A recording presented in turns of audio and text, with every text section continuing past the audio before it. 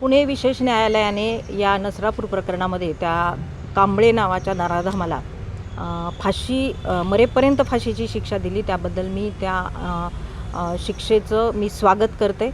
आता यामध्ये जो तपासी अधिकारी जे कोणी आहेत तपासी अधिकारी त्यांनी ज्या पद्धतीने तपास केला आणि चार्जशीट 16 दिवसाच्या आत तयार करून दाखल केलं, त्यामुळे मला वाटतं हे जलद आपण जे म्हणतो जलद न्यायालयात तर खरंच फास्ट ट्रॅक कोर्टात हे प्रकरण चाललं.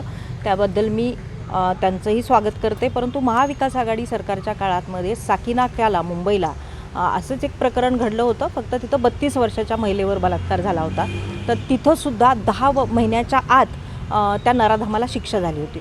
आता मरेपर्यंत फाशीची शिक्षा झाली आहे, परंतु यांना पुन्हा अपील करण्याचे अधिकार असतात. अपिलानंतर पुन्हा सेकंड अपील करायचे अधिकार असतात. त्यानंतर पुन्हा राष्ट्रपतीकडे मर्सी पिटिशन म्हणजे दया याचिका करण्याचे अधिकार असतात. त्यामुळे हे प्रकरण तुम्ही बघा, कोपर्डीच्या चिमुकलीला अजून न्याय मिळालेला नाही आहे.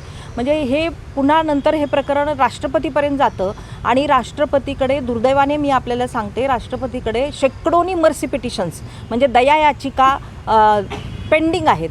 त्यामुळे मला वाटतं की अशा ज्या रेअर केस आहेत, हे जे हिनस क्राईम झालेलं आहे, अगदी तिला मारून शेणामध्ये तिचा मृतदेह 3 वर्षाच्या चिमुकलीचा शेणामध्ये मृतदेह लपवून ठेवला होता. अशा प्रकारचं इतकं हिनस क्राईम हे रेअर केस आहे. म्हणून मला वाटतं की या नराधमाचे अपिलाचे सुद्धा अधिकार शासनाने काढून घेतले पाहिजे.